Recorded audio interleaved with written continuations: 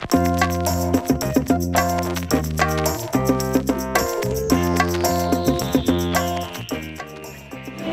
thank you for another insightful conversation around how we can maximise the media. One of the things that you were talking about was for press releases. By all means, do not send a press release. It's going to clog up our inbox, not going to download, megabytes heavy. But a lot of the time, in order for us to get our message across, we want to include photos to showcase that we do have something real. How can we send you a press release that gives you everything that you need to know without filling up your inbox? Yep. Well, I guess it's the difference between giving you what you need to know and what you need to publish. So what you need to know is what the image is, or what the video is if you have a video release. Or not a release, but something you're trying to push. And in terms of an image, you just need to be able to see it.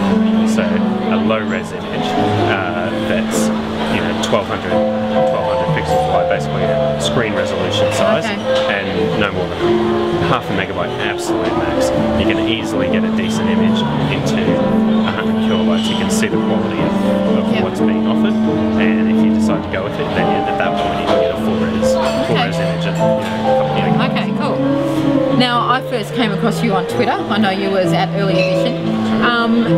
Is it worth people who want to get the attention of people like you? Is it worth us building a relationship with you through Twitter? Is it worth giving you a heads up on Twitter, or do we just stick with the good old press release by email when something newsworthy comes up? Oh no, it's definitely useful to keep in touch with me, or even if you can find them other Quest newspapers editors or reporters. But especially me, because I have a relationship with people I've met on Twitter and never met in real life. I know who they are and what they do, and the relationships that they have, so I know their reputation just through Twitter. I'm more than happy to either speak to them or give advice or take on board what they say to me. So if there's a relationship there, it's powerful. Dave, again, thanks for tonight. Really appreciate your time and appreciate your insights in how we can get our stories heard, both on Quest in print as well as Quest online. Thank you. Thank you, Kat. Liz, thanks. That was a really juicy conversation, just how I like it. One of the questions that I didn't get to ask relates to the businesses, whether it's small businesses or not-for-profits who have a really limited budget. I see a lot of them going to social media platforms at the moment to try and get their message out there.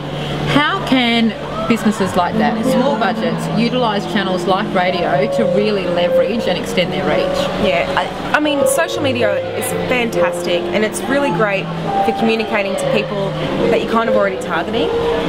But where we come into play is driving people to that information. So that's where your hub is, that's where your source of information is, and where we play a role is targeting the mass to bring them to your social media website. And that's why it has to be such a complementary figure to normal paid advertising. And that's where you really should be spending a little bit of money to use that mass advertising to drive it to all of this beautiful earned media that you're creating. Okay, how little is little? Like I think there's an expectation that to get on air you need to have a budget in the tens of 20s of thousands. Is that true, or can I come to you guys with a little bit less and say how do we get creative with this? Completely. It's all about how we get creative. So if you can figure out a way, which is what we were talking about tonight, to put that spin on things, or to take it from a different angle, or to create content out of your cause or your charity or your organisation, we'll take care of the rest. So you don't have to have the commercial spend, you don't have to have the big marketing budget. If you've got something to say and the community's willing to hear it, and there's some sort of angle that makes me want to listen, we can do something with it. So, and I also don't have to have all the answers either. I can come to you and say, this is my idea, I think this is newsworthy, can you help me? Completely. You never, if you're chasing that PR story and you're chasing content from a radio point of view, never go in with the full gambit. You never go in telling us what kind of things our content need to do. Come in with a couple of suggestions, a couple of ideas, a couple of angles, and we'll take care of the rest. Fantastic. I'm just kind of trying to think now just which idea I'll be pitching to you first. But in the meantime, Liz, thanks so much for your time tonight, and learned heaps about how we utilise radio in particular to get our message across. Thank you very much for having me. Thanks. Rob, thank you for a great discussion tonight about how we can maximise the media. Your particular angle, of course, is sports at the moment. How can not-for-profit small businesses use your angle and get exposure in a sports break? Well, there are never any guarantees, Kat, but primarily dealing with television medium, which means it's picture driven as well. So providing the talent is there, the talking heads are there, and they're of interest, they're charismatic, they're people you want to listen to. Other than that, the pictures have to be really good. So if I'm going to go along to an event, I have to know that what we're filming is going to look good on TV as well, and keep the interest. So, Excitement Plus, I've finally got a TV news crew out to my event. What can I do to prepare my event, my people, the surrounds, so that in the 10 minutes that you guys are there, taking the story and then leaving again, that you guys actually get both the message that I want, but also makes it worthwhile for you guys? You have to be very well prepared. You can't bank on the weather if it's an outside event, so that's obviously an issue.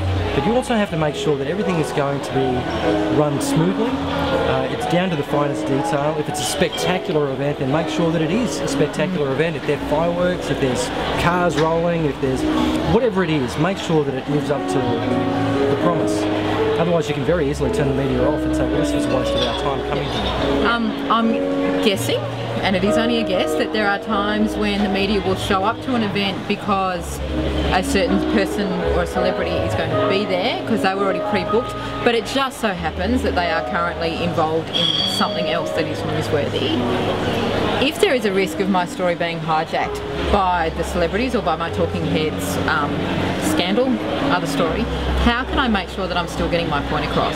Well, hijack's a pretty harsh term to use. I don't think anyone particularly plans on hijacking. For example, if at your event you've got a high-profile individual who was pre-booked and is a very good spokesperson for whatever you are trying to push, just so happens that he or she is also relevant to some other news angle of the day, then expect that he or she will be asked about that other news angle, and that may well become the story of the day. Rob, thanks so much for your time. I know that you had a really full day and it was a push to get here, so thanks. I appreciate you still here well after we finished to film this particular segment, so thank you. Pleasure, Kat.